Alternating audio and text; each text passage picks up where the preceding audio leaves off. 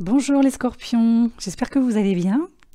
Alors aujourd'hui je vais vous proposer une synthèse des énergies qui vous sont destinées pour l'année 2023. Donc ici il va être question de prévisions générales, ce sont des prévisions globales comme je le précise à chaque fois. Donc l'idée c'est vraiment de faire vous aussi de votre côté une synthèse en fonction des indications, des éléments que je vais partager ici avec vous. Toujours bien évidemment en fonction de votre vécu récent, notamment ces 2 dernières années, en fonction de votre situation présente et bien évidemment aussi en fonction de vos projets à venir, en tout cas ce que vous souhaitez mettre en place ou ce que vous avez peut-être déjà commencé à mettre en place. Donc toutes ces indications aujourd'hui résumées, encore une fois, seront développées tout au long de l'année 2023 en fonction des lunes, nouvelle lune, pleine lune, en fonction des transits, les changements de signes, aussi pour certaines planètes auxquelles nous allons assister dans le courant de l'année. Donc voilà, c'est une année qui va évoluer pour beaucoup d'entre nous. Ces prévisions donc sont valables, donc toujours avec le recul que vous pouvez poser dessus. Si vous êtes un soleil scorpion, si vous êtes un ascendant scorpion. Alors déjà pour commencer, c'est vrai que vous, ces 2 dernières années, 2021-2022, vous avez porté un peu lourd, notamment par la présence des nœuds, l'axe des nœuds, dans l'axe justement taureau-scorpion. Donc vous hébergiez, et vous hébergez toujours encore jusqu'au 17 juillet, le nœud sud dans votre signe. Et il semble assez clair qu'il va y avoir un avant juillet 23 et un après. À partir du moment où l'axe des nœuds va bouger, va se décaler dans l'axe bélier-balance, balance-bélier, comme vous voulez, on assiste ici à une forme de renaissance pour les scorpions. On a un changement extrêmement profond et avec une, je vais le dire comme je le pense, une impossibilité de revenir en arrière, notamment dans les domaines principaux de vie. Par là, j'entends le domaine ou les domaines relationnels, le domaine professionnel et le domaine personnel, donc familial.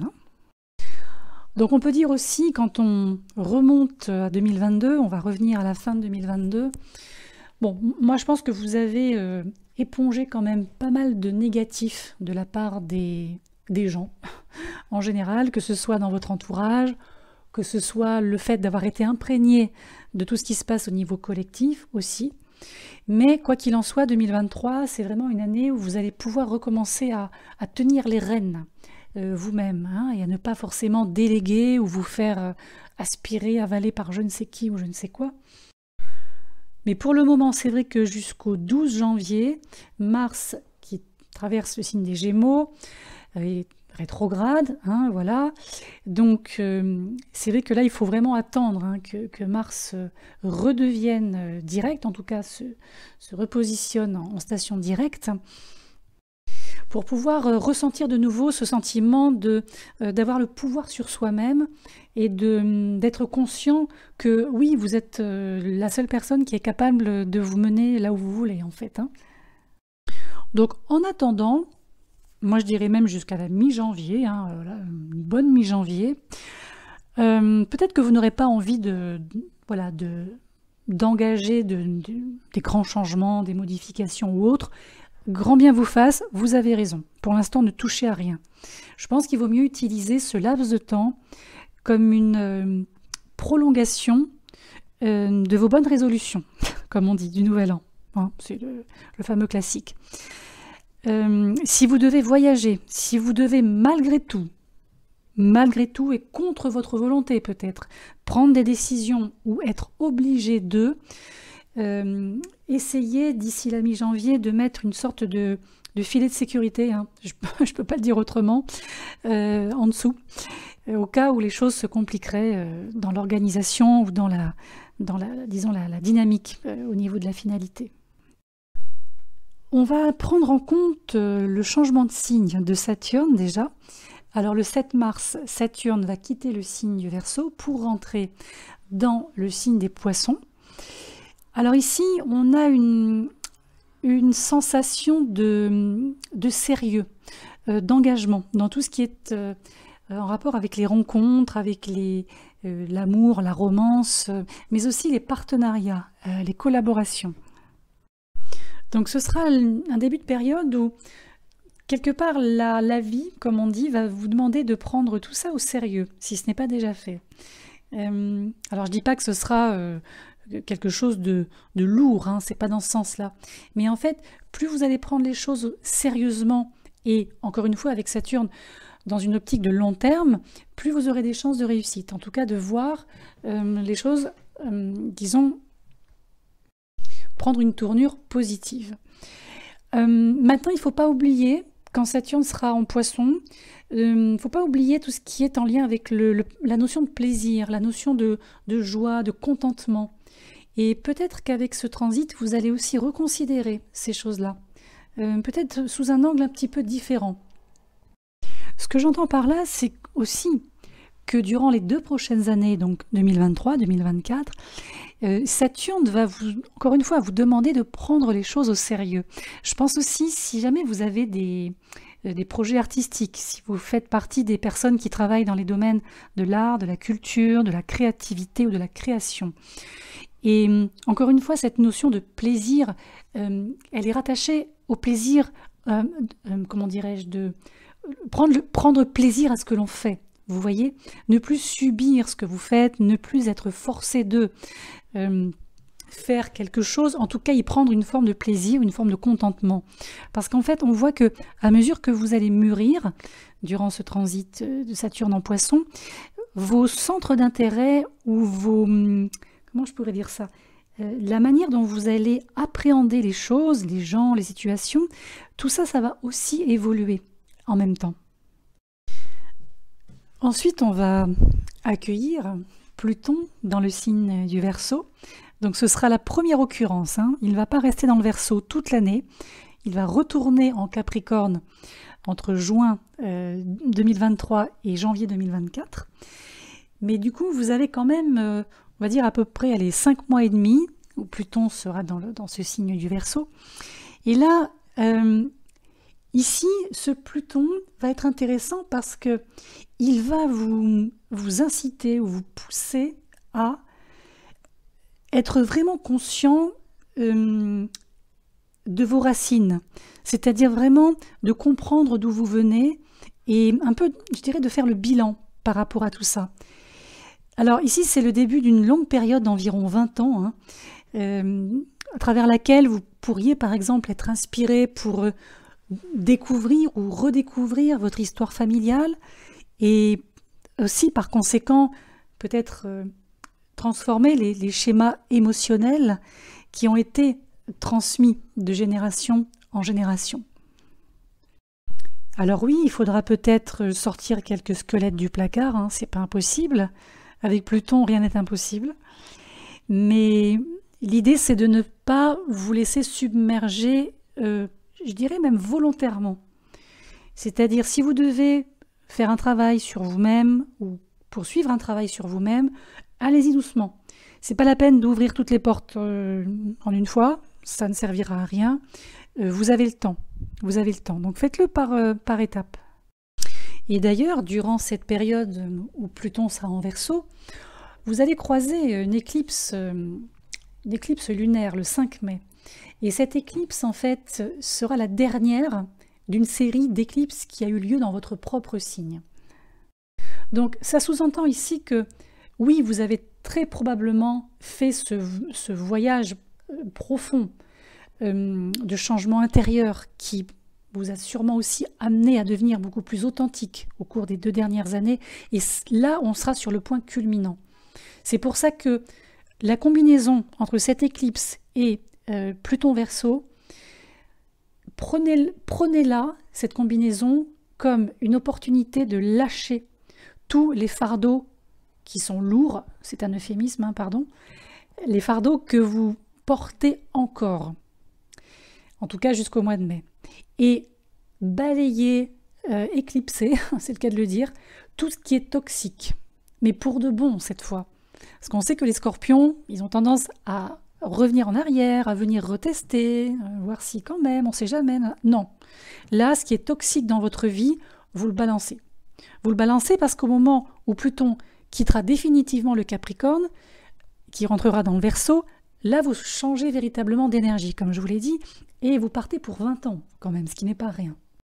Alors, je vais continuer plus spécifiquement avec le plan domaine personnel, le domaine sentimental, on va dire au sens large.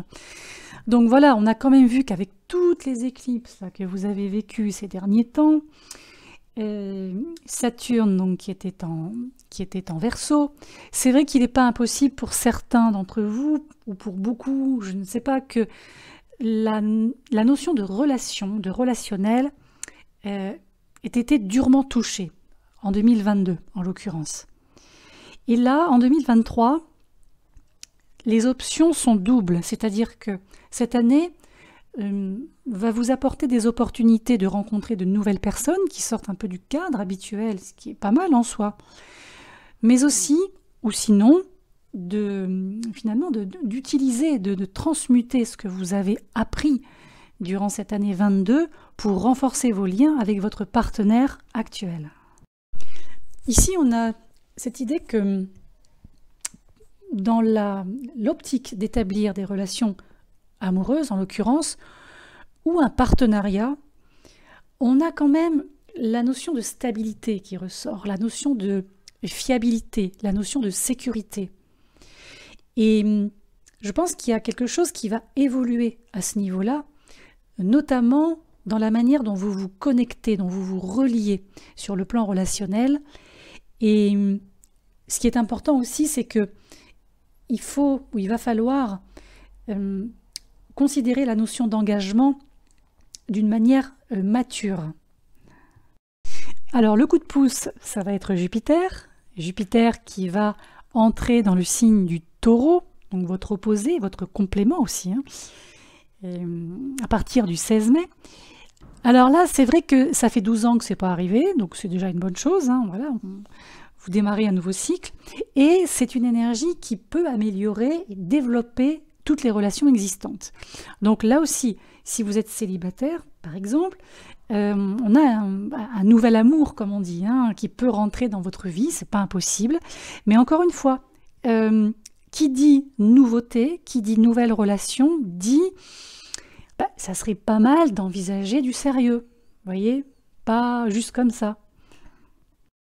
Jupiter va étendre, je dirais, ses bénéfices, en tout cas ce bon augure, dans votre vie personnelle, mais aussi professionnelle.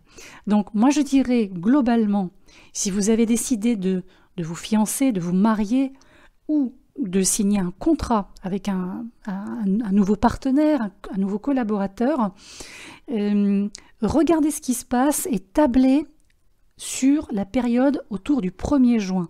Parce qu'autour du 1er juin, Jupiter va rejoindre le nœud nord. Jupiter et Pluton formeront un carré, donc on va dire à partir de la deuxième quinzaine de mai jusqu'au 1er juin. Et ici, cette alliance à la fois de l'énergie jupitérienne et de l'énergie plutonienne par le carré peut apporter justement une sorte de révélation, une sorte de départ, mais quelque chose qui, encore une fois, n'est pas forcément prévisible. Les carrés, on ne prévoit jamais. Donc, il y a vraiment un virage. C'est un peu comme pour tous les signes.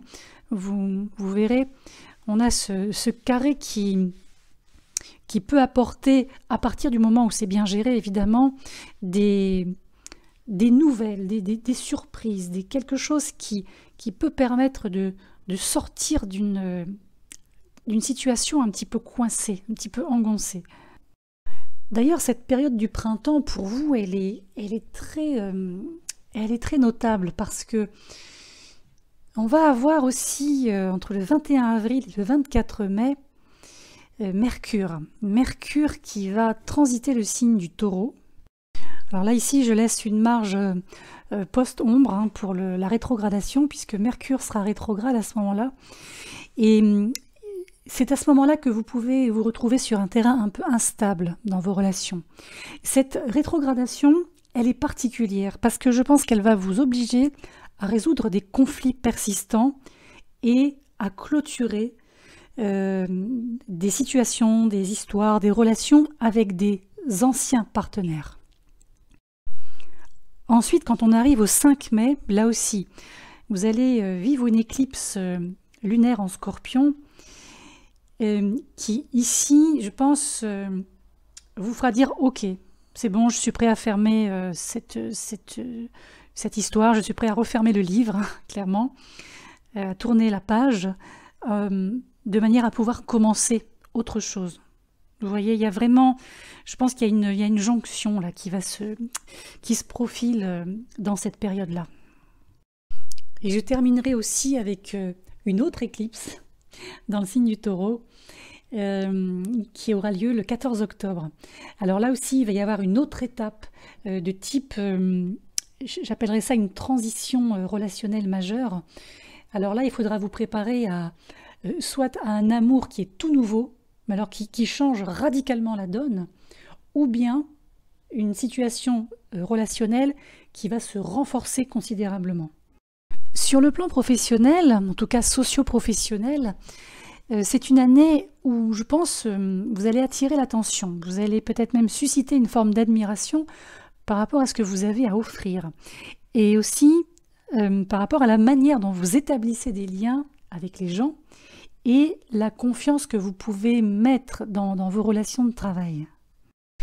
Maintenant, je pense aussi que c'est une année qui va vous amener à vous poser un peu, à réfléchir au fait de savoir si ce que vous faites, finalement, est-ce que c'est vraiment conforme à vos attentes, est-ce que c'est vraiment conforme à vos valeurs? Et comment vous pourriez peut-être construire ou reconstruire une sorte de situation peut-être là aussi plus conforme à vos envies, à votre vision créative par exemple. Donc sur le plan pro, moi je pense que ça peut être une bonne année, mais si vous avez comme ça cette envie de vous poser pour voilà, repenser un petit peu à ce que vous faites, à ce que vous avez fait, à où vous en êtes aujourd'hui, à réfléchir sur vous-même en fait, hein, comme on dit, pour changer un tout petit peu la trajectoire, eh bien faites-le. Sur le plan des finances, ressort un indicateur qui montre que, bon, il n'y a pas forcément de gros bouleversements sur un plan général, hein. Après, il faut voir au cas par cas, bien sûr, mais disons que les indicateurs de finances ne sont pas, c'est pas dramatique. Il y a peut-être en début d'année, peut-être encore une sorte de confusion, une sorte de cafouillage là, avec peut-être des investissements pardon, que vous avez faits, des dettes, alors de l'argent que vous devez ou qu'on vous doit, peut-être aussi les impôts, en tout cas tout ce qui concerne les échanges d'argent et de biens entre vous et d'autres personnes.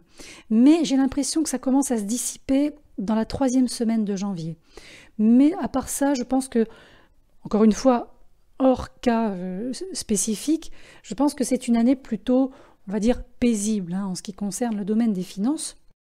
Le seul petit point sur lequel j'aimerais attirer votre attention, où il faut rester quand même lucide et prudent, c'est lorsque Vénus sera rétrograde dans le signe du Lion entre juillet et septembre. Donc ça, pas de souci, je ferai un podcast hein, à ce sujet. Alors, là, il peut y avoir un ancien collaborateur qui revient vers vous, par exemple, qui voudrait savoir si vous voulez retravailler avec lui. Bon. Ou bien c'est vous qui peut-être serez tenté par un nouveau domaine, un domaine peut-être encore une fois plus créatif, voire même plus artistique pour certains. Alors bon, là on est en Vénus rétrograde.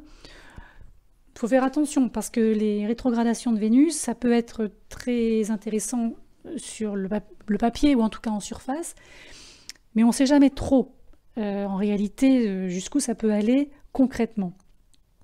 Donc si vous prenez une décision qui vous engagerait dans ce sens-là, assurez-vous quand même d'avoir, comme on dit, une poire pour la soif, hein, on va dire un petit pactole de côté, si je puis dire, parce que ces changements pourraient, disons, d'une certaine manière,